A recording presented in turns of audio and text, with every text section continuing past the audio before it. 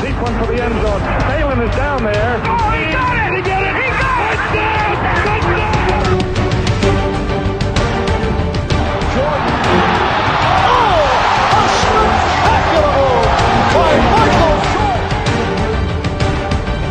Oh, big shot! Yes!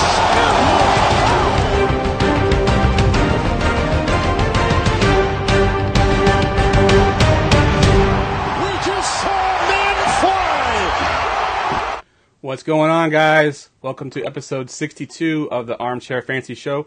I'm, of course, your host, Jeff Lambert. You can follow me on Twitter at JeffLambert77. As always, presented by TalkLoudRadio.com, and we come at you live every Tuesday and Friday night, basically everywhere. Facebook, Twitch, YouTube. You can find us live everywhere, just about. I'm here, as always, with my host, Mr. Ryan Searfoss. Ryan, how you doing tonight, man? Good, man. Good. Ready to talk some fantasy playoffs. Definitely, man. Definitely. How'd your teams do this week? Had some bad luck, but I still got 3 teams in, and then that's top 15 for the tier 2 in the Scott Fishbowl. So could be worse, but could be better. Good stuff. Good stuff. And we also have tonight joining us a special guest, Mr. Mark Leopold. How you doing tonight, man? Hey, Jeff. What's going on, man? Thanks for having me on. It's good to be here. Yep. Glad to have you, man. Glad to have you. Talk some Week 15 fantasy football, and hopefully everybody that's watching this podcast has got some teams in the playoffs still and ready to break down the slate and talk some football. Cool. All right, let's go ahead and just jump right into the news and injuries for this past week. Right off the bat, we'll go back to the Thursday game and Mr. Derrick Henry and his humongous, 238 yards, 4 touchdowns. What do we think about this guy going forward rest of the season? Ryan, we'll go to you first. I think it's kind of back to the status quo with him. They might give him some more carries, but didn't we see this last year? Was it in the playoffs or right before it where he had a huge game and he got himself elevated to a top 4 round fantasy pick and then sucked again? Yeah, I do remember something like that because I know I was kind of on him in the offseason as well. Mark, what do you think of Derrick Henry, and what do you think of him before the season started coming into the season? I was completely off Derrick Henry in every format, including standard, and I was taking Deion Lewis over him in any league. But I didn't end up with either one of them in any league. Nope. So I was off him. This is obviously, I think, just a flash in the pan for anybody that's been following his career trajectory. I'm sure we'll still see a committee in Tennessee there, and we're looking at a guy that doesn't really catch passes. He requires long runs to pay off and touchdowns in an offense that doesn't really score that much. So I don't really see the appeal. Maybe a little bit in standard as like a flex play, but I'm not doing anything more than that. Yeah, I have to agree with y'all. I definitely I had him in my dynasty league for a while. Recently just traded him away. So I was kind of disappointed to see him go off for that Thursday night game because I got to use him this week. But at the same time, I think you're both right. I think it's a flash in the pan. Great game. I think, if you look at his season-long numbers at the end of the season, we're going to be like, oh, this, he's a top, 15 running back, but really he's not. With that game, he basically elevated himself to a status that he's not really going to be going into next season. So, yeah, I'm not trusting that, and I definitely ain't putting him in any of my lineups this week for the fantasy playoffs. He's going to crush a lot of dreams this week. Yes, he will. It'll be beautiful. It really will. All right, the next one I got here is I actually called this guy out on my DFS podcast on Friday of last week. I had Josh Allen and Robert Foster as one of my top stacks for the week. I did play him on both of them on DK. It paid off pretty well for me. But what do y'all think of these two guys going forward for the next 2 weeks? Any chance you're starting either one of these guys, Josh Allen or Robert Foster? Mark, will go to you first. I think it's hard not to find a way to start Josh Allen at this point. I mean, he's a guy that I was totally off in the offseason. I thought he was like a 3rd-round talent at best. He obviously went high in the 1st round, but you really can't deny what he offers with his legs in terms of fantasy production. And we're seeing essentially Cam Newton out there, just with a worse offense around him.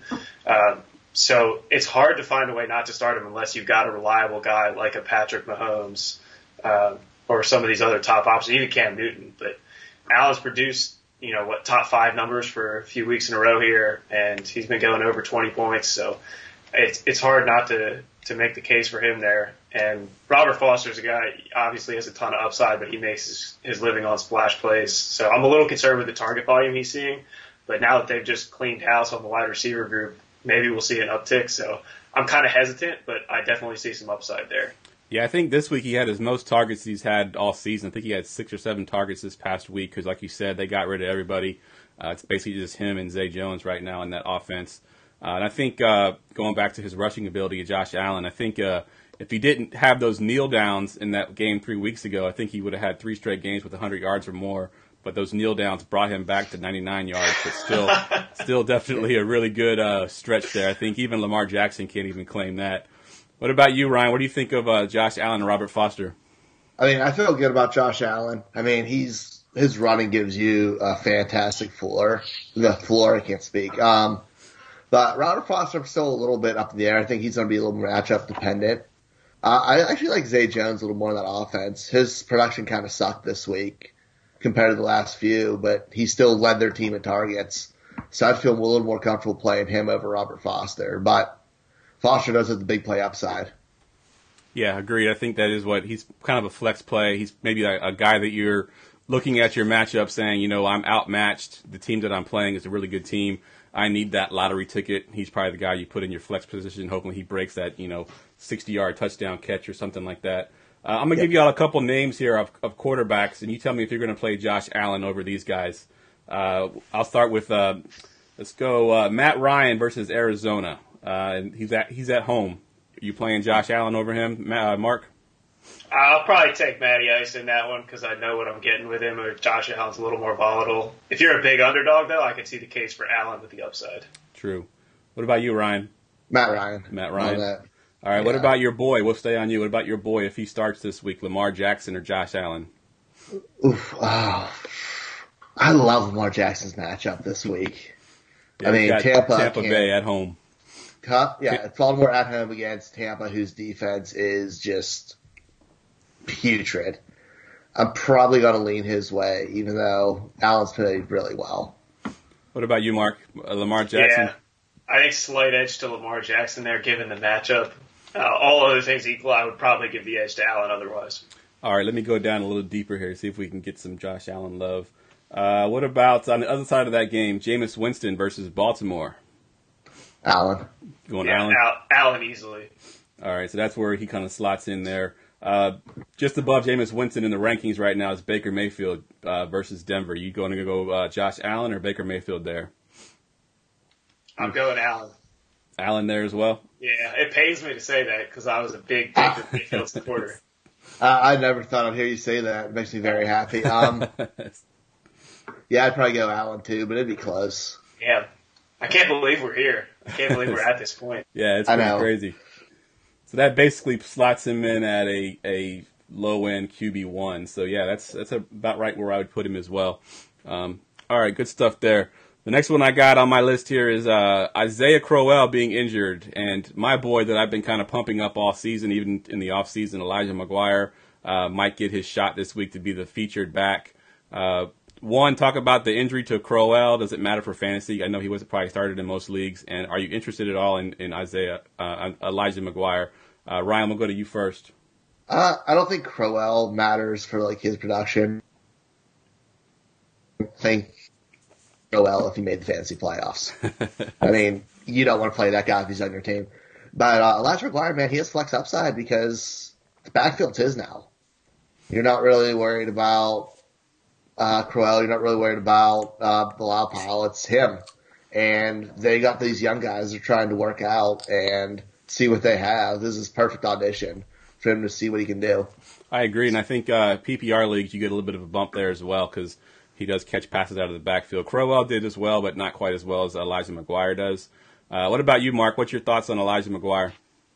Yeah, I like Elijah McGuire. I mean, definitely liked him coming out. Thought he had good pass-catching ability. I wish we'd seen a few more targets over the last couple of weeks because we haven't really seen as much as I'd like to. So my fear is that maybe he's going to end up as a 16 to 18 carries and then only 3 to 4 targets, which is fine, but he's generally been pretty inefficient.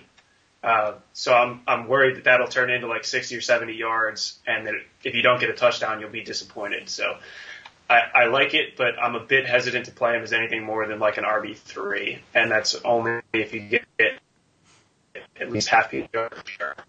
Yeah, I think I agree with you there. I think it's a tough matchup too. They're playing the Texans this week, who's got a pretty good defense, some fast players on that side. So I think that Texans could be a tough matchup there. But he is the guy. I mean, he is the man. Basically, they don't have anybody else.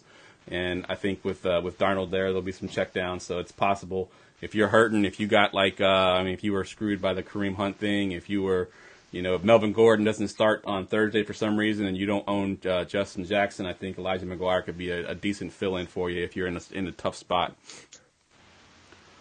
All right, let's stay on the running backs and go with Sony Michel, who I own in my Dynasty League, gets vultured again. I think he got vultured. I think he had like 20 carries, which is pretty good, but he got vultured for that touchdown. I think the fullback now has got 3 touchdowns over the past 2 games. How comfortable do you feel starting Sony Michel this week, Mark? I mean, I think you got to start Sony Michel because one thing this game you can pretty much expect is it's going to be a shootout against Pittsburgh. So you can expect points to be scored. I don't think we can keep expecting James Devlin to pound in touchdowns from the 1-yard line. And anybody that's getting 20 carries in the Patriots offense, you have to like. The bad thing was he didn't even get a single target in that game, and James White wasn't really used. So I think we'll continue to see him get a lot of carries, but not many targets. So that definitely caps his upside, especially in PPR formats. You're looking at like a back-end RB2, I think, and then a little higher than that in standard. So I'm less excited about it than I used to be. But I think we should have seen this coming when he was drafted by the Patriots into a pretty crowded backfield. Yeah, this is true. What about you, Ryan? What's your thoughts on Michel this week? Are you starting him against the Pittsburgh Steelers? I mean, if you got a guy who's getting 20 carries, you have to start him just because volume's so few and far between, and some of the guys that we're relying on right now with all the injuries. I don't feel great about it, but the Steelers' defense has been pretty bad this year, and they're kind of reeling with 3 straight losses. So if Patriots can get up, he can get carries to try to slow that game down, which definitely could happen. Yeah, I mean, after watching what the Dolphins did to the Patriots defense, I mean, beyond just that last play, but the whole game they were moving the ball. Obviously the Steelers are a much better team offensively. They're going to have to sort of shorten the game, and the best way to do that, I think, is to run Michel as much as possible. They're not going to want to score, 100 points and try to get, stay with the Steelers because it could end badly for them, especially with the Steelers being at home, but they played much better. So, yeah, I think if you got Michel, unless you got some great options at running back, you're probably starting him. I know I have that dilemma in my league right now where I got Sony Michel and I got a few receivers on my bench that I'm sort of debating if I want to start over him or not, but I think I'm going to stick with him. I've had him in my lineup pretty much the last few weeks, and I'm not going to change that now. So hopefully he has a better game and doesn't get vultured once again. All right, let's move to some of the receivers here. We got a game coming up on Thursday night, a huge Thursday night game with the Chiefs and the Chargers basically playing for a possible division lead. In the Tyreek Hill, he got injured in the last game, ended up finishing the game, but he was limping around quite a bit. Came out and said that his heel was pretty bad earlier in the week. Now he's getting in some limited practice time. So let's just assume that he plays. Is there any chance that you think that he might be what Calvin Johnson did a few years ago when he was injured and be that decoy, just sort of put him out there less than 100% and just have their top cornerback cover him so they can open the other guys up? Or do you think you feel comfortable putting Tyreek Hill out there? Ryan, we'll go to you first. He's not a guy. If you have him on your team, we're not going to know the health. You have to take the chance because all it takes is one play with him. And unfortunately, I watched the game last week, and he was beat to hell, and he played through everything, and you could tell that guy was hurting. So I think if he's out there, he's gonna play as hard as he can. I think he'll show up, but still watching that if he's on the field, and I'm keeping an eye on like Chris Connolly or DeMarcus Robinson as a sneaky like flex play. Yeah, I think I'm with you on that. I think if you got him, you got to play him. But it does give me sort of pause because, it could be a thing where he is the decoy or he goes out and plays 2 series and, then he gets hurt again and he's out. What do you think about it, Mark? What are your thoughts on Tyreek Hill this week? I don't see how you could bench him, even if you think he's less than 100%.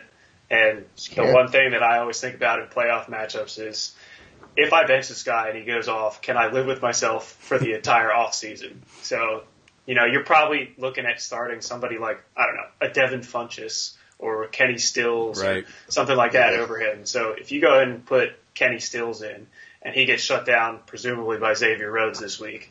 Are you going to be able to live with that for the rest of the offseason? Or would you rather put Tyreek Hill in and have him bust and say, well, at least I rolled with my best players? Yep. So I'm starting Tyreek Hill, not thinking twice about it if he's active. Yes. Yeah, I agree. I think I had a question on Twitter, not Tyreek Hill related, but Patrick Mahomes. Someone was questioning if they should bench him this week. I guess because there's some kind of weather situation going on there. I was like, you don't bench him if it's a monsoon with a wildfire / earthquake and a volcano erupting. You're still starting Mahomes no matter what. So yeah, I agree. I think Tyreek Hill, you got him, you start him. You just hope and pray that he stays and plays the whole game and gives you at least one or two big plays. All right, Ryan, we'll go to you on this next one here because I know this is your boy. What are you hearing about Lamar Jackson and his injury? Is he going to play this week, or are we going to see RG3? Dude, it's all quiet on their front. Like, I follow the beat writers of Baltimore. There hasn't been much. I think he said he's playing in his post press conferences. I think he said he's good enough to play through it. I'm more nervous about the Flacco practicing and Harbaugh just being a nightmare of a coach and not knowing what the hell he's doing because, put a QB in who's 3-1 or one who lost 3 in a row. It's a tough decision. Should be 4-0. Should be 4-0. I don't want to talk about that. I was very upset. I didn't watch football the rest of the day on Sunday, if I'm going to be honest. I was real bitter. Could be worse. You could be a Patriots fan. Yeah, that was, yeah. Whew. Yeah, but you guys are in the playoffs. We're battling for either the division or the wild card. And Pittsburgh lost to Oakland, so that should have been. It should have been something. It should have been that number 1 seed in the AFC North. But Jackson needs to be in there. I think he's playing. I can't see them putting Flacco in over him. He can't be that dumb. He's playing great for them, so I have a decent amount of faith in it. Right. And I don't think injury was anything serious. All right, we'll stay in Baltimore for this next topic here, and we'll go to Kenneth Dixon. First, Mark, give us your thoughts on Lamar Jackson, and then talk a little bit about Kenneth Dixon and what he sort of did to this offense to add some more confusion to who you're going to play in this backfield. Right. Yeah, I mean, I've been a big Lamar Jackson supporter since he came out.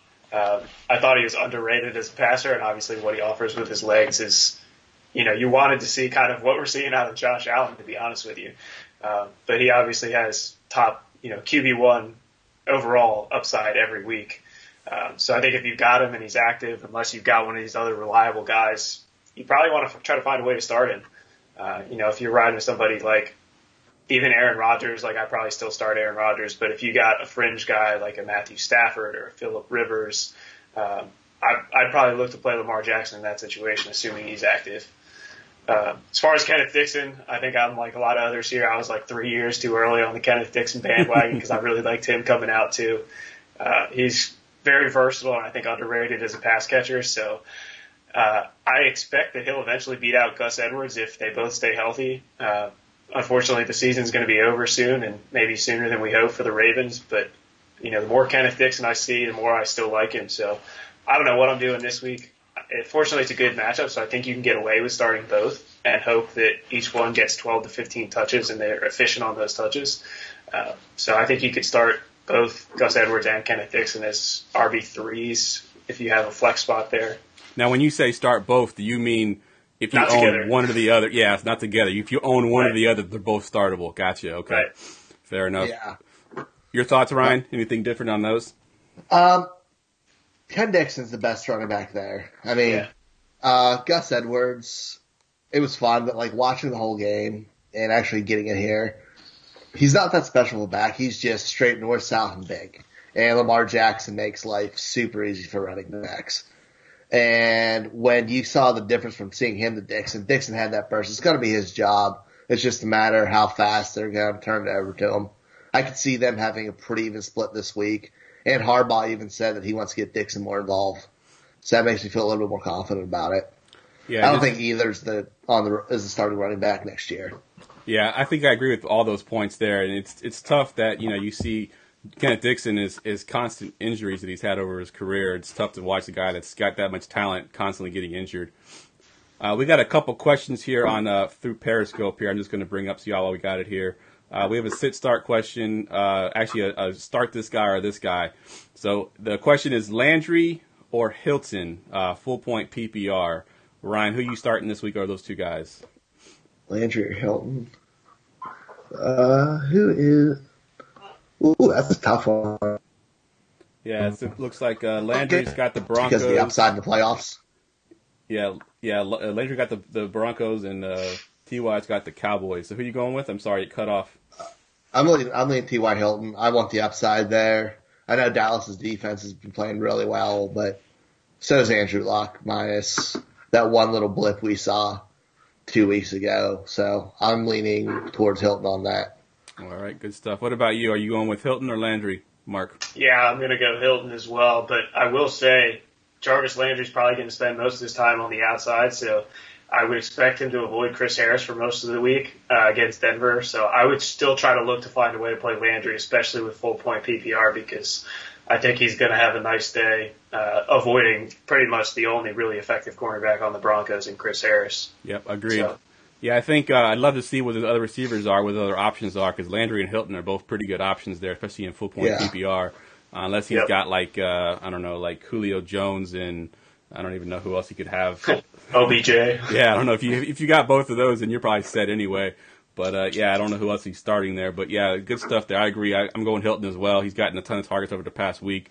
Andrew Luck is, obviously trust him, and he's just the top guy there. And basically, they have nobody else in that Colts offense. So I think that he's definitely the pick there.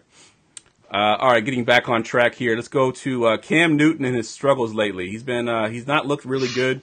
He hasn't been running the ball quite as much. He's had that shoulder injury that we've kind of heard about. He was taken off the injury report last week, but you could tell he wasn't fully healthy.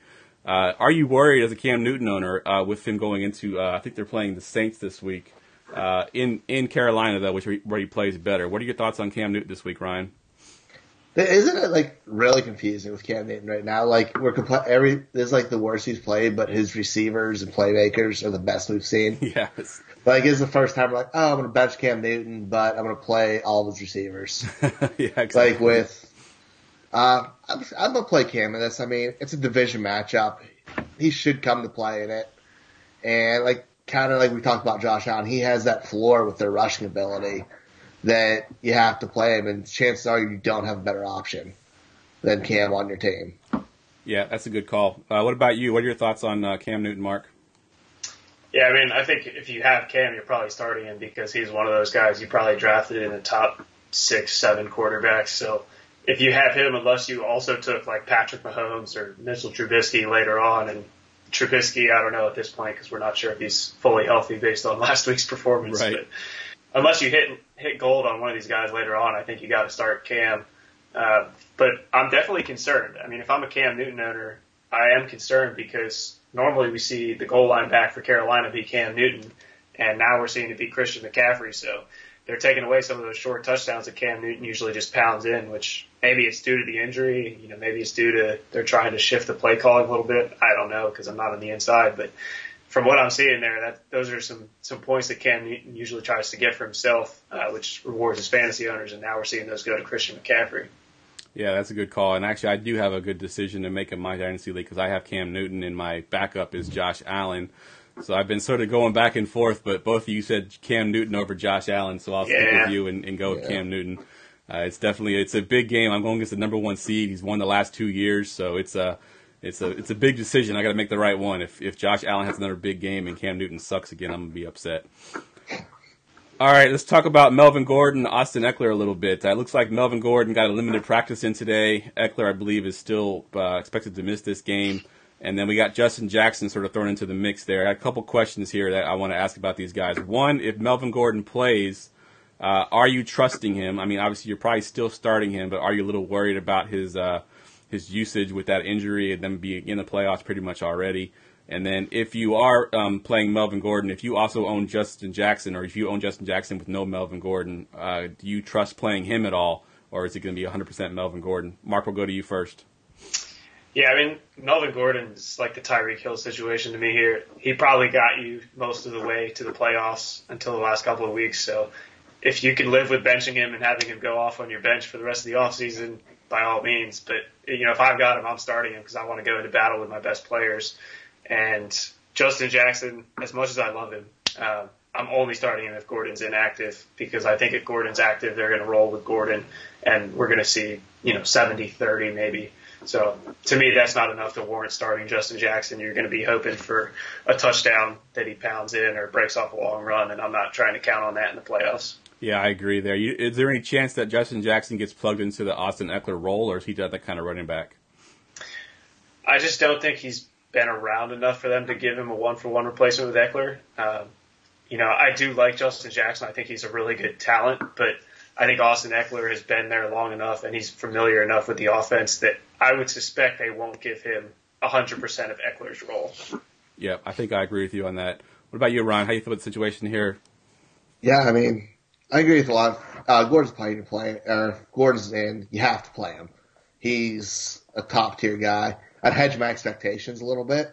Maybe more like the high-end RB2 range is how I'd be picturing him. But like you said, with Justin Jackson coming in, if Gordon's out, Gordon's still a fantastic pass catcher, so it might just get him more volume with Eckler being out. But if both Eckler and Gordon are out, I'm all go on Justin Jackson. Yep, I agree with all those points there, and I think you're right, Ryan. I think you hit the nail on the head there with Melvin Gordon. If he's playing, he's probably getting the Austin Eckler role, and Justin Jackson's probably just playing a complementary role. I think Melvin Gordon is much better pass catcher than we actually expected him to be. This year we're kind of seeing that. He's getting a ton of targets in the passing game as well. So if he's on the field, he's probably playing the Austin Eckler role and the Melvin Gordon role himself, with Justin Jackson just kind of filling in. And if both of these guys are out, I think it is Justin Jackson. I think I feel confident starting him against the Chiefs. I think he'll get the volume there. I think we kind of got burned last week. If you started him, we thought he'd get the volume. But then Austin Eckler came out and played so well in that first quarter that they just kind of stuck with him, and Justin Jackson didn't get back on the field. So I think that if Eckler's out and Gordon's playing, it's just going to be Gordon for me, and then Justin Jackson if both of them are out. Yeah. All right, let's talk about another guy that had some struggles this past week. I started him in my Dynasty League as well. Kenny Golladay, he had a tough matchup there. Obviously, he was shut down pretty much by Patrick Peterson. They were forcing some passes to him, but he just could not get opened. This week, he gets to go to hold on, I got their matchups here. I forget who he's matched up with, but I know it's not a good. Oh, it's Tre'Davious White, Buffalo Bills. Another tough matchup there. If you got Golladay, are you comfortable starting him this week, or are you looking elsewhere, Ryan? I mean, his volume's there, but it's tough, man. He's not playing as well with all the other receivers gone. No Marvin Jones, no Golden Tate. I'm trying to find the number with PFF posting it. When Patrick Peterson covered him, it was on 60% of the routes last week, and he had 0 targets. Wow. When Peterson was on him. And if they go that same road with Rhodes, it could be the same thing, man. Like, it's rough sledding. Stafford's not played well, and there's not enough weapons to warrant not double covering him. I mean, are we really going to be worried about who's their next receiver in line? My brain just stopped. I don't even know. Ellington's their slot guy, yep. Yeah, are you really worried about him and his, 5 yards per catch? Yeah. Like 5.5 a catch? If that. Yeah, agreed. I think it's tough to start Golladay, but, you may have to, depending on who you have. But if you got a better option, I think I'd look elsewhere, because Tre'Davious White's a pretty tough matchup, and he's a lockdown corner as well, much like Patrick Peterson is, and I'm sure he'll be shadowing him. What are your thoughts on Golladay, Mark? Yeah, I mean, sadly, I feel a lot of the same things as Ryan. Tre'Davious White's fantastic. I mean, he's not Patrick Peterson, but he's not that far off, so it's definitely a tough matchup. But the one thing I will say is, you're probably looking at starting one of these types of guys that we talked about, like Devin Funchess or Kenny Stills, or, somebody that's kind of more of a dart throw. And so for me, I would rather go with Kenny Golladay and take the known volume than a guy like Devin Funchess who's been up and down, or, probably you're not starting Jordy Nelson at this point, but you're probably looking at some of these, back-end guys. How about someone like Tyler Lockett? I would start Tyler Lockett. I mean, we know what he's going to get. He's going to get a bunch of targets, and he's going to have that big playability. Yeah, he'll get a touchdown on 2 catches, just like every other week. Yeah, exactly. He's going to break math, as All right. JJ Zacharyson puts it. Yeah, let me throw out a couple names for you here and see who we're going to play Galladay over. Galladay over Corey Davis playing the Giants. Ryan. I'm playing Corey Davis on that one. Davis. All right, let's go. What about Alshon Jeffrey playing the Rams? Alshon. Yeah, it's close, but Alshon. Yeah, I still don't trust the Rams corners and defense. All right. I don't know if I trust the Eagles offense. Yeah, this is true. No, I don't either. All right, let's go with another one here. Let's try. Let's go with two guys basically from the same team: DJ Moore and Curtis Samuel over Galladay. Mark. Galladay. Still Galladay. Yeah, there's too much of the offense runs through McCaffrey, and one of those guys is probably going to have a big game, but I don't know which one. So I feel safer with Galladay's volume. Yeah, I do too. I feel like one of them's going to pull Lattimore, and the other will have a good game. We just don't know who it's going to be. Yep, good point. All right, we're agreeing too much on this podcast. We got to stop that. We got to find something that we can argue over. The one thing I will say, though, I like that you brought up Curtis Samuel because his usage has been really ticking up the last few weeks, and they're really phasing him in, and it seems like phasing Devin Funchess out. Yep. So Curtis Samuel, if you can still go out there and buy him in Dynasty, he's a good target, I think, because it looks like next year is probably going to be DJ Moore, Curtis Samuel, and Devin Funchess is an unrestricted free agent, so he's probably going to be leaving town. He's probably gone. Yep, I 100% agree on that. Yeah, I think they've kind of moved on from Funchess. He hasn't gotten much volume this past couple weeks at all. All right, let's talk about the Pittsburgh Steelers running back situation. James Conner, there's a thought that he might possibly play. I doubt we actually see him on the field this week. Assuming that we don't see him this week, are you comfortable starting Jalen Samuels, who really didn't do much until that last drive, basically? What do you feel about Jalen Samuels, Ryan? I don't feel good about him. I mean, we kind of talked about it last week. We didn't know how it was going to be split up and if the Steelers were going to trust him, and they just seemed to throw the ball anyways, and they're probably going to be playing from behind with the Patriots. So, I mean, if you have him in Yahoo and you can play him at tight end, yeah, all for it. Or other than that, he's a low and flex option for me. Yeah, I think I'm with you on that as well. I think he kind of burned me a little bit in DFS as well. I mean, he was okay last week because of that last drive. I think he basically got a couple catches. I think he broke off like a 35-yard run or catch and run. So that kind of patted him a little bit. What do you think about Jalen Samuels, Mark? I'm a little higher on him, I think, because this definitely sets up as a week where they're probably going to throw more. And so Jalen Samuels, I think, will be on the field much more than Stephen Ridley. And the question last week was obviously how many carries will Ridley siphon away. And this week, I don't think we're going to have to worry about that so much. Even if the Steelers get out to a lead, this is a game where I think they're probably going to have to put up points. So even if they go out and score a couple of touchdowns early, I think they're going to keep the foot on the gas. So I expect to see more of Jalen Samuels relative to what we saw last week. So, what did he end up with, 7 receptions? So if we can get that again, plus a few more carries and, maybe add in a couple extra targets there, I think he's going to be in for a nice day. Yeah, he had 18 touches, so 7 rushes, 11 carries, but man, his rushing efficiency sucked. Yeah, it was terrible. Yeah, but he's playing the Patriots this week. Yeah. 11 for 28 is so bad. It is. Yeah, but Patriots will cure what ails you. Yeah, I think I'm with you both on Jalen Samuels. I think it will be game script definitely favors him as a receiving back.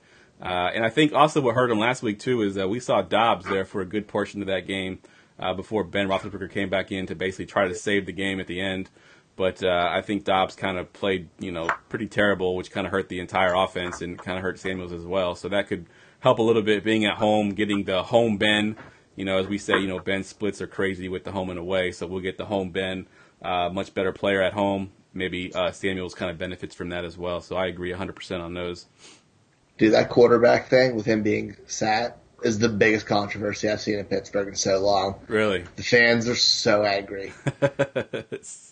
Did you guys see what the explanation was? Yeah, and Tomlin and Roethlisberger both said different things. Yeah, well, at least when I saw, Ben was saying that the X-ray machine was not working properly, and so it took him longer than expected to diagnose what the problem was. Well, yeah, and then Tomlin said that he got a shot and had to wait for it to take effect, and James Cho immediately commented on The beat writers breakdown of it is like, yeah, it takes 5 minutes for the pain shot to do it. Like, he completely destroyed that idea of it. So someone's lying there. I mean, the X-ray machine's believable. They found mice in the vending machine in Oakland too this week. Nice. So that place is just terrible. Yeah, I'll buy that one. Yeah, I'll listen to that one on it, another two. All right, the next one I got is sort of hypothetical looking forward to next year.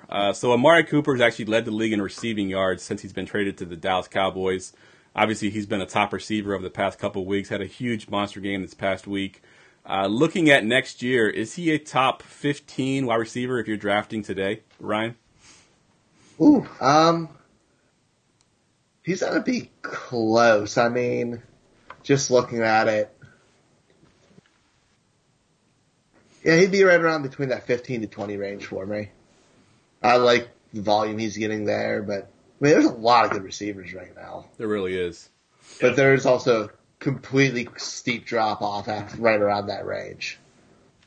I agree. What about you, Mark? What do you think about Amari Cooper? Top 15 receiver? Yeah, why not? I mean, this year he was going right around that maybe late third round, I think, in most leagues. And I was all over him there. You know, I thought he was going to get fed in Oakland, and I kind of thought we were going to see in Oakland what we're seeing in Dallas. So if he's delivering in Dallas what we were expecting at that third round draft cost, that's going to be right around your wide receiver, probably 13, 14, 15. So yeah, I'm all about it. Why not? Yeah, actually, just looking at the list, I'd probably take him right at 15. Right at 15? Right there, yeah.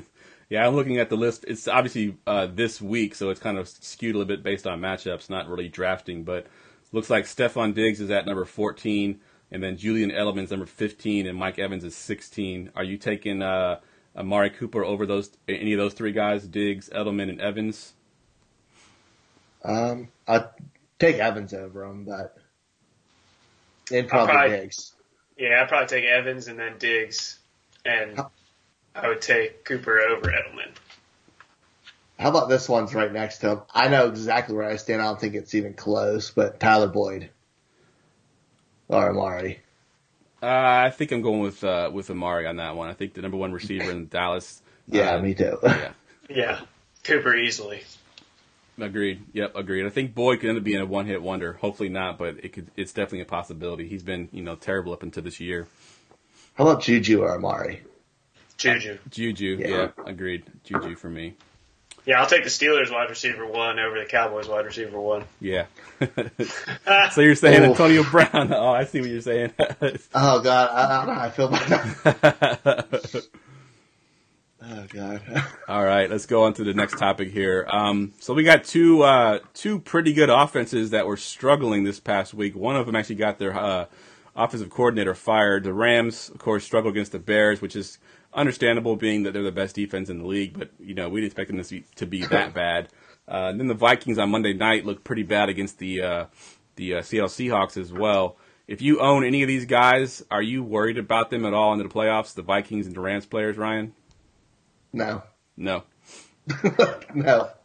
There's nothing to worry about. Maybe Kirk Cousins, but any of the Rams or any of the Vikings receivers, Diggs or Thielen, they've killed it all year. What about Dalvin Cook?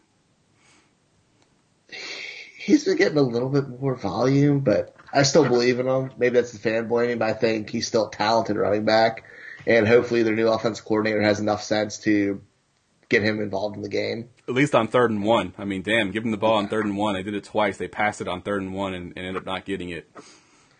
And the Rams is just a blip. I mean, it's even worth bringing up how good their offense has been all year. Right. They had one bad game, and we're acting like they're the Buffalo Bills. Right? Did you see the people complaining about McVay's coaching? I did see that. I saw that tweet. It was pretty crazy. I'm like, I couldn't believe it. I'm like, really, guys? Yeah, there's no coach I'd take long term over him in football right now. 100% agree.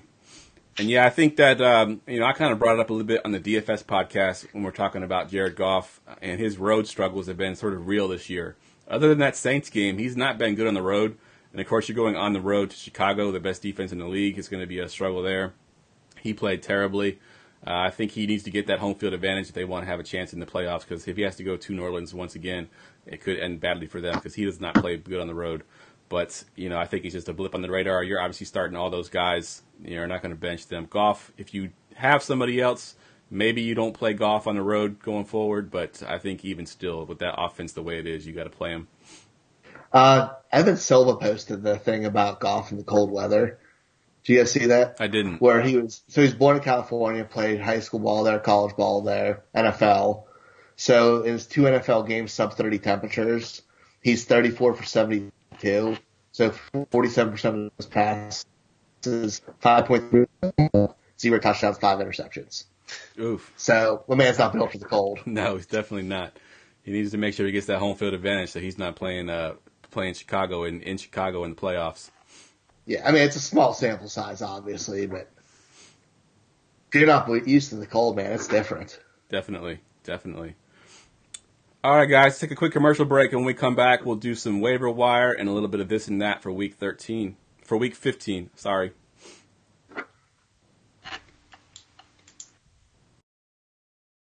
Fantasy football. It's not just a social interaction anymore. Today's manager plays to win, and the difference between winning and losing is so small, a manager will do whatever it takes to get an edge. Yet the other sites offer the same content at an extremely high cost. It's time to get away from the old and step into the future of fantasy stats. This is StatRoute. StatRoute allows you to find any data set for any player or team in 7 seconds or less, all on a simple, easy-to-use application. Want to see which running back performed best in the snow last season? How about the past 5 seasons? And in the fourth quarter? Or maybe you're unsure of which quarterback to start for the upcoming week. With our Stats IP technology, you can now quickly see how Matt Stafford has performed in the rain, during the second half of the season, in New York, compared with how Russell Wilson has played during primetime games, at home, versus the Rams' new defensive coordinator, Wade Phillips. At StatRoute, it's our mission to deliver state-of-the-art technology guaranteed to keep you ahead of the curve. So, whether you're a casual football fan, a weekly fantasy trash talker, or a DFS hustler, we've got you covered. Welcome to the new standard for stats delivery. We are StatRoute. Take back your league.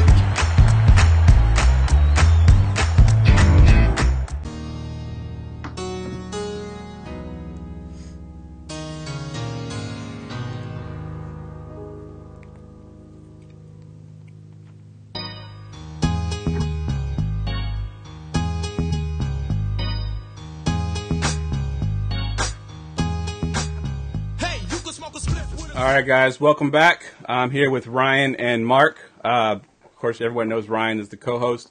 Mark, I didn't get a chance to get where we can find you at on Twitter. Let's go ahead and get your Twitter handle and where we can find you at. Yeah, man, I'm over at Leopold NFL. Last name spelled Leipold. All right, good stuff there. As always, guys, we're available on audio after the podcast is done on all your major podcast networks, iTunes, Stitcher, Google Play Music, et cetera, et cetera. We're also available on YouTube, and we are also streaming in the Going for Two app, which is free for iOS and Android. So if you want to catch the show, if you missed anything, you can check us out there as well. All right, Ryan, I'm going to turn the show over to you. We're going to talk some waiver wires. Cool. We actually hit a lot of them already, so we'll kind of be a little quicker with it. Some of the running backs on there, we had Justin Jackson. Obviously, it's pertaining if Melvin Gordon's playing or not, but he's available in 66% of leagues on ESPN. Ken Dixon is available basically everywhere. He's owned in 2% of leagues. So if he's out there, he'll get double-digit carries for you. Let me ask you a question on those two guys. If, say, they're both available, we don't know if Melvin Gordon's going to be out. Which one are you putting as your number one priority? Probably Ken Dixon, because I know his volume's going to be there and it's going up, and I think he'll last a little bit longer. No, Justin Jackson, because he might get 20-plus carries. So the chance that Melvin Gordon comes back is worth the risk, you believe? Well, yeah, I mean, I'm trying to pick up a guy that I can plug in and start and get an RB1 performance out of if he's available, and I'll take the chance that I'm going to get nothing out of him. Because if I'm picking up a guy like this, presumably I've got somebody else I can start instead. So I'm going to take that chance. I'm shooting for the moon. All right, good stuff. We got a little bit of a disagreement finally. It took us about 45 minutes to get a disagreement, but we finally It's got all right, it. man. Ryan, play for third. I'll play for first.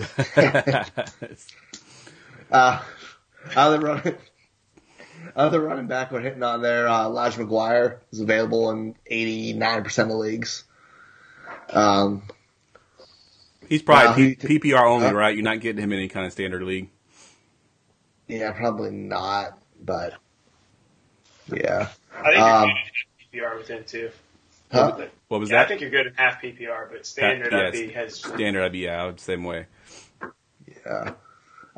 Quarterback wise, we talked how much about Josh Allen in ESPN. He is owned in only 16.9% of leagues. Wow.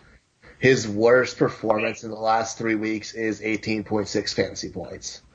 Like, he's been money, and you get him everywhere because nobody respects him yet. And he's got a great matchup, too. Yeah. And said he's running all over everybody. Receiver-wise, still love Dante Pettis. He had a little less production this week, but he still managed to get in the end zone. He had 7 targets, though. His catches weren't where we've seen, and people in the 49ers just dropped like flies. Maybe you can explain that one a little better to us, Jeff, but everyone seems to get injured there. I love Pettis coming out. I think he's good going forward, and I think they're going to give him the volume because there's no one else really there now. Yeah, as long as they're not throwing the ball to George Kittle, because he pretty much owned all the volume in that game. Dude, Kittle's unreal. Then we got the 2 Broncos receivers, Tim Patrick and Deshaun Hamilton. Both of them out-targeted Cortland Sutton this week. Patrick had a little more yards, and a little more yards, and then Hamilton got in the end zone and had 9 targets. He just had low yards production out of it. I think both are startable. Hamilton more in PPR formats, and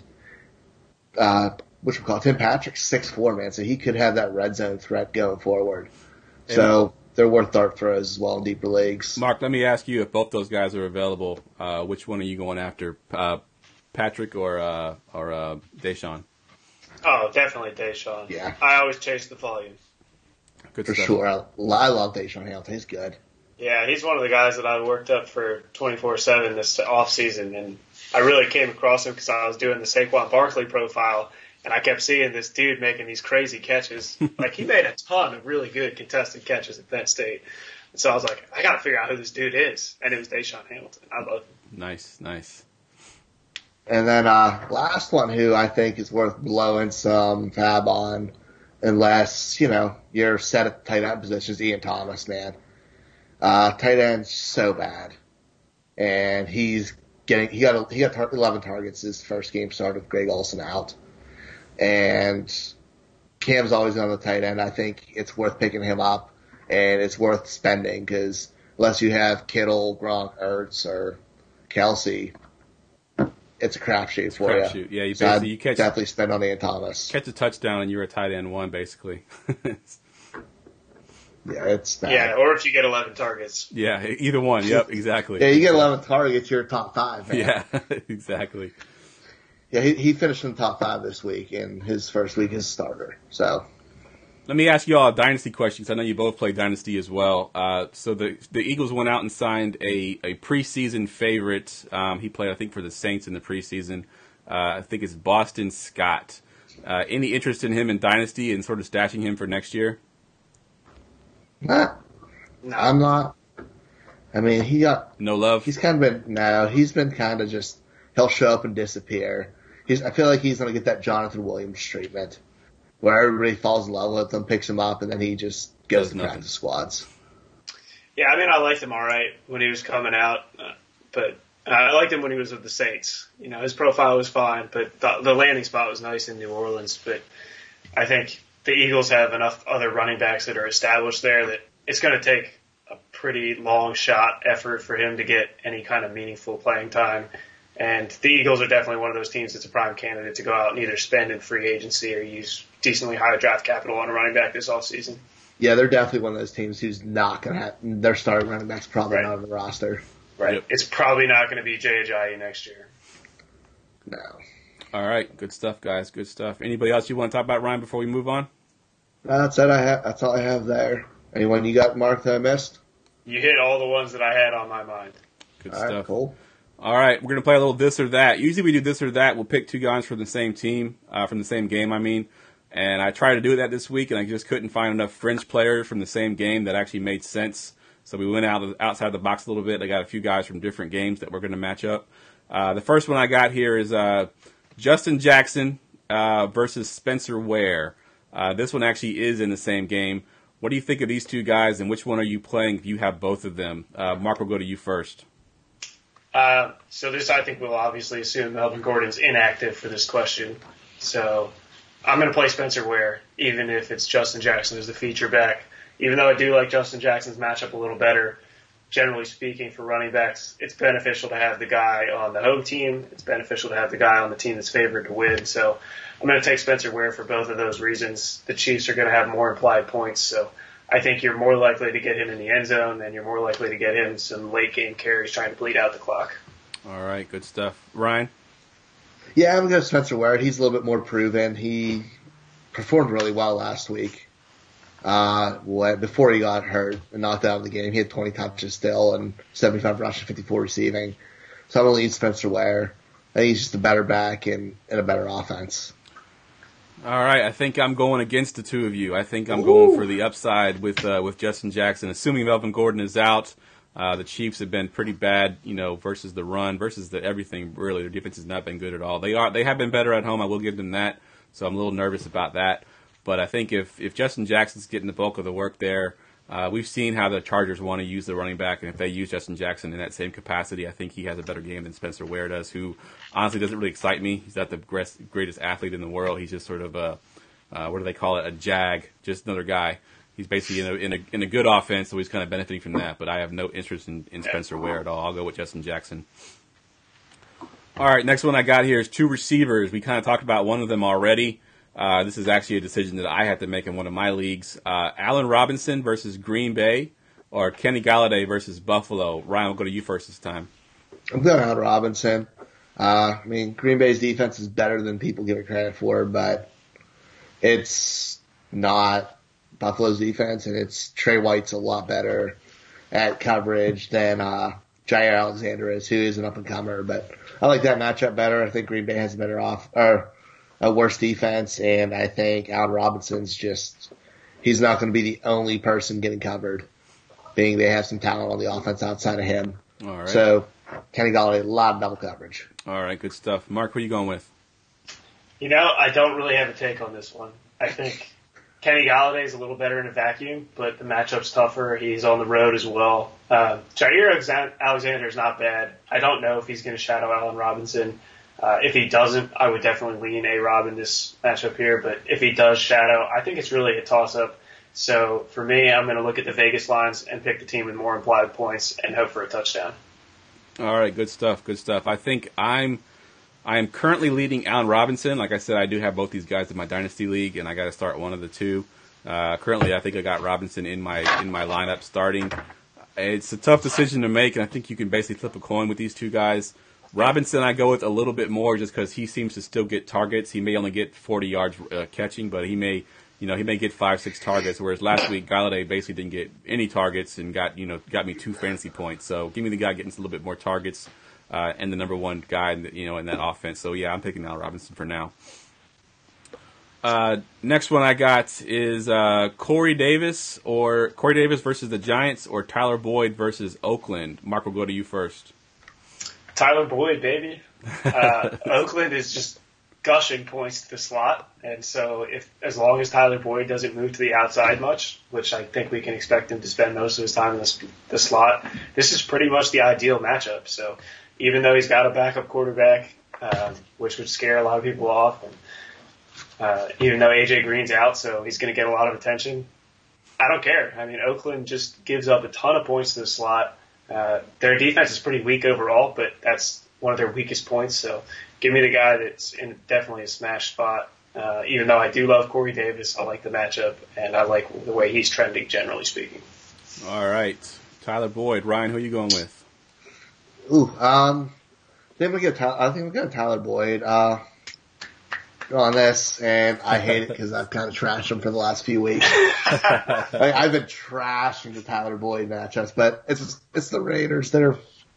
Last week was a blip for them playing good, and the Giants had a little bit more talent on defense, not a ton, but I think the matchup's a little better, and like you said, he's going to kill them in the slot. All right. Yeah. I think I'm going against y'all again. I'm going Corey Davis. I think he's getting a lot more volume over the past couple of weeks. I know he had a bad game the last time out, but I think that Mariota forces the ball to him. He should have caught that damn touchdown last week, and that would have basically made his numbers a lot better than they actually were. So I think Corey Davis is still getting force-fed the ball. It's a good matchup versus the Giants. I know Oakland is terrible, and I know that that quarterback situation kind of scares me off. If it was Dalton back there, it's a Boyd hands down. But Driscoll just kind of scares me a little bit. I don't know how much he's going to be able to do in that offense going forward. So yeah, it's Davis for me. All right, next one we got is two running backs. One of them has kind of taken over the number one spot for the most of the season, and one guy that's going to be the number one back this week. Elijah McGuire, who we talked about already, playing Houston, or Tevin Coleman going up against Arizona in a better matchup. Ryan, we'll go to you first. I think I'm going to go Elijah McGuire. I think his volume's going to be better, and Tevin Coleman's giving up some carries to Ito Smith, and I'm going to go on a limb and be a little bold here and say Tevin Coleman's not good. Well, he's not. He's not good. He's good at running in a straight line. Yeah, he's been like one of the biggest lies in fantasy football for the past years, that he was the next big thing once he left Atlanta. He hasn't produced this year. He's given carries away to Ito Smith, giving touches away. Elijah McGuire is the whole show there. I know Arizona sucks, but I'm going to go with McGuire and his 20-plus touches this week. Hopefully I don't have to start either, though. Yeah, Tevin Coleman, it's kind of funny that usually you don't see a guy getting a starting job that hurts his value. I think if Devontae Freeman stays healthy all year, Coleman is like one of the highest sought after free agents this summer. But I think with the way he's played this year, with Freeman going down, I think he's hurt his stock a little bit. It may not be that guy that everyone thought he was going to be, and probably lost himself a bunch of money this offseason. Yeah, I thought he was going to be the McKinnon this offseason. Yep, agreed. Not looking like it.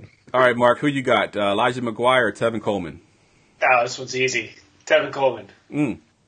We have one guy playing against Houston who's a very strong run defense on an offense that you probably can't project to score that many points.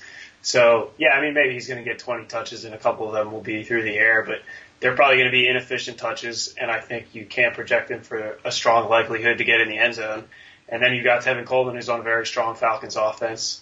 They've had some bad luck in the red zone, but I think you definitely have to project them for a good chunk more points than the Jets against essentially the ideal matchup for a running back. So, maybe he gets 12 to 15 touches, but they'll probably be relatively efficient touches, and I think his chance of getting in the end zone is significantly higher than McGuire's. So I'm going Coleman, and I don't think it's close. All right. I'm leaning Coleman. It was a little bit closer for me. But it is that matchup. I think the Houston Texans are a really good defense. Elijah McGuire hasn't shown us yet that he can carry the load. So I'm kind of curious to see how he does this coming up week. Tevin Coleman, as bad as he's been this season, he's got a great matchup. He is in a better offense.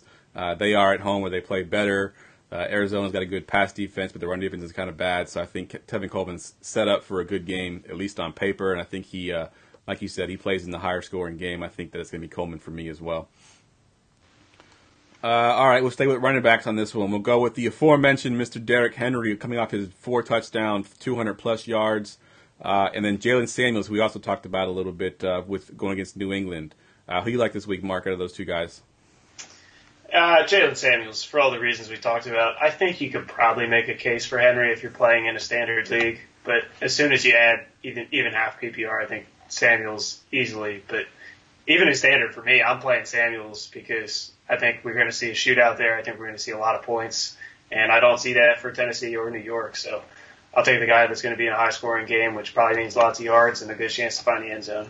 All right, going Jalen Samuels. What about you, Ryan? I completely agree. I'll say points. I mean, he has volume in the passing game, and he's in a better offense. And Derrick Henry is Derrick Henry still.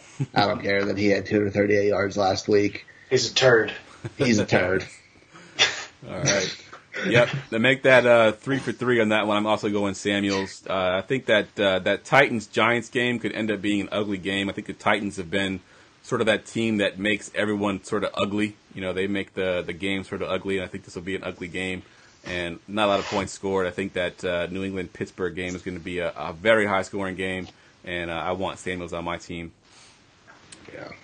All right, the next one I got is sort of the guy we mentioned earlier as being a lotto ticket, going against a guy that we're going to have. He's got a bad matchup here. Robert Foster playing Detroit in a good matchup, or Chris Godwin in a bad matchup playing Baltimore. We'll go to you this time, Ryan, first. That's really, really hard one. I'm probably going to go to Robert Foster, even though I love Chris Godwin. Godwin's going to pull Marlon Humphrey covering him, who since week 7 has the lowest catch percentage allowed in the league at 42%. Good stat. He's covered all all teams' number 2 receivers this year since Jimmy Smith's been back, and he's going to have Godwin, or he's going to be on Godwin. So I don't like that matchup for him at all. I'm going to go on the upside, even though I think Godwin's far superior player. All right. Yeah, I agree. I think if we're talking rest of the season, obviously I think we're going Godwin. But I think for this matchup, I'm going to go with Robert Foster as well. I think that Zay Jones is going to draw Darius Slay, which means Foster gets the number 2 cornerback there in Detroit. So I'm going to go with Robert Foster as well. Mark, who you got? Yeah, I think I would agree with that. I would expect Slay to cover Zay. Chris Godwin is a far superior player. I am going to take Robert Foster because he's not going to draw Slay, I wouldn't think. And Chris Godwin, he could go out there and get 0 targets. That's definitely in his range of outcomes, sadly. Yep, agreed 100% there. So that makes 3 for 3 on that one. All right, we got 2 running backs here, 2 guys that have sort of been the almost the 3rd string guy. I think for the Niners, I think it's the 4th string guy that they're on now. Josh Adams playing the Rams, or Jeff Wilson Jr. versus Seattle. Mark, we'll go to you first this time. Yeah, this one's definitely Jeff Wilson because Josh Adams has slowly been losing snap share, touch share. Now that Darren Sproles is back, they're playing in a game where you got to expect that they'll be trailing and trying to catch up against the Rams. And Josh Adams is really not that strong of a pass-catching back. That's going to be mostly Darren Sproles' role. So I think you're going to see him usually running mostly between the tackles, which I wouldn't see them doing that frequently this game. And then Jeff Wilson against the Seahawks, even though it's not a great matchup, he's going to be a guy that's going to get much more work, I would think. So I'm trying to avoid Josh Adams this week. It's probably just about worst case for him. And on the road.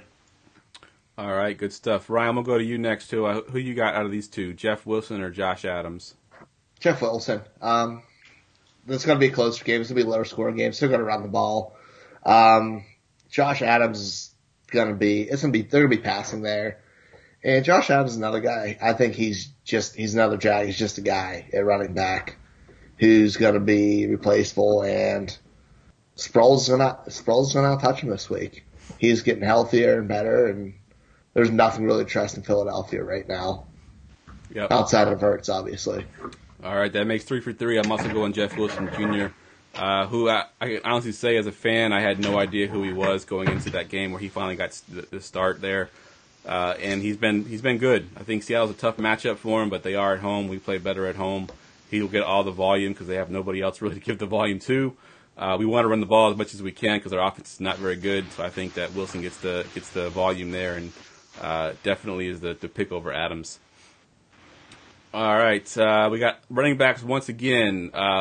Mark Ingram going to Carolina, or Sony Michel in that shootout in Pittsburgh. Ryan, we'll go to you first. I think I'm going to go Mark Ingram on it. Mainly because Carolina's been playing pretty terrible. And if Saints get up, they're probably going to run out and try to work the clock with him. And Ingram is going to get those red zone carries. But either way, you're not really going wrong with it. All right, good stuff. Mark? I'm going to go the other way here. I'm going to go Sony Michel. I think even if the Saints get up early and try to run clock, I mean, they've still got Kamara, so I don't think that really means we're going to see a huge uptick in carries for Mark Ingram. So I'm going to take the guy that's in a game we expect to see more points and a better matchup, and I'm going to take Sony Michel. All right. I think I'm with you on that one, Mark. I'm going with the higher scoring game. Sony Michel getting the bulk of the work. I know he didn't have a good game last week, but he did still have 20 carries. I think he still gets the volume there. He may not get as much targets in the passing game, but I think he gets the touchdowns this year of this game. Not who is there? I can't think of the name. I've been trying to think of it all night. Who is the fullback that keeps vulturing the James Devlin? James Devlin. Thank you. I could not think of his name. Hopefully he doesn't get vultured this week with those touchdowns. All right, the next one I got is sort of unique, and we've done this one before, I think, Ryan, but it seems to be a question every week. Tarek Cohen versus his teammate, Jordan Howard. Which one you going with this week, Ryan?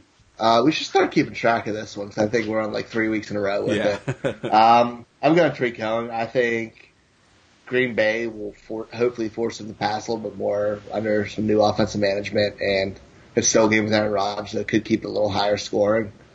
And he's kind of let everybody down and keep believing Aaron Rodgers in that offense. But I think that'll keep the game a little bit higher scoring and keep Jordan Howard from being a factor. So I'll lead Cohen. All right. Mark, who you got? Yeah, I'm going to take Tariq Cohen here because we have a guy that can score points in one way in Jordan Howard, and that's by rushing the ball. And we have a guy that can score points in two ways, and that's rushing and receiving in Tariq Cohen. So in a game where maybe the Packers offense gets it together and the Bears trail, I'm going to take the guy that's both explosive as a runner and a receiver. And you don't really have to worry about game script with Cohen because he'll get in there one way or the other. Yep, I'm going to make that 3 for 3. I'm going Cohen as well. I think that this game, it just favors Cohen a little bit more. I think there will be some scoring in this game. I think Cohen is the back that they prefer if they were to sort of decide between Jordan Howard or Tarek Cohen. I think Jordan Howard is the closer. I don't see this game being any kind of blowout where Jordan Howard's getting a ton of carries. So Tarek Cohen is my pick as well. And the last one I got here is going to be two quarterbacks. Carson Wentz playing the Rams or Jared Goff playing against Philadelphia in that terrible secondary. Who are you going with, Mark? I'm taking Goff here. I mean, they're both solid matchups, but I want the guy at home. I want the guy on the offense that we expect to score more points. So I'm going to take Goff. I don't think it's even close. All right, Ryan, who you got? I need it to be Wentz, but I'd take Goff. You need it to be Wentz because you got him in one of your leagues. Yeah, I need it to be Wentz to have him in a league, but I think it's going to be Goff. I mean, they have all the weapons. That offense is fantastic. And the Eagles have, 5, 6 guys injured in their secondary. Yeah, yes. They're down to second and third stringers out there. I think the Rams will just have it away with them. Yep, I agree. I think Goff being at home definitely helps. I think that Eagles defense, that secondary especially, definitely helps make this decision a little bit easier. I think that if I have both of these guys, it's Jared Goff hands down. I'm not making any kind of thought over that. I think it's Jared Goff. This last game that he played against the Bears might give me pause a little bit, but it's on the road versus the best defense in the league. He's now at home going against the Philadelphia Eagles. Goff 100% for me. All right, let's go around the room real quick and give us your Twitter handles and where we can find you if you're writing anywhere or anything like that. Mark, go ahead and tell us that as well. If anything you want to plug at all, we'll go to you first, Mark. Yeah, I mean, I'm over on Twitter at Leopold NFL. I've been putting out some articles. Mostly, I do more work in the off season for Dynasty, so I've been doing some stuff over at PlayerProfiler.com, and then this off season I'll be doing some new work with Fantasy Pros, so you can check me out on either one of those sites, and probably still be doing the FFD 260 Dynasty podcast as well with Jared Forrest. So, all right, some good work going on over there too. Good stuff. All right, Ryan, where can we find you at? You can find me on Twitter at Ryan Surplus at FantasyFB Connect. You can find me for going2.com. Obviously, find me here. And you can find me with some articles that dominate fantasy football as well. All right, good stuff. As always, I'm Jeff Lambert. You can find me on Twitter at JeffLambert77. You can find me here every Tuesday and Friday nights. We do our DFS podcast on Friday. One thing I wanted to mention, after the Fantasy Football Championship game, this podcast will be flipping to Friday. And the DFS show will be flipping till Tuesday, just so you're aware. And we're actually going to go Dynasty starting after the week after the Fantasy Football Championship game. So week 17, this will be a full-on Dynasty podcast. We'll do some player profiles, some rookie rankings, those kind of things. So looking forward to that. And definitely, Mark, want to get you on for some of that as well. Going forward into this off season. I know you're a dynasty guy, so we want to get your expertise on here as well. I'd love to, man. This is a fun show. Thank you guys for having me out tonight. Thanks, glad you can make it. Yep, definitely, man. I definitely want to get you back on. All right, with that said, like I said, I'm Jeff Lambert. Follow me on Twitter, and that's a wrap. All right, peace.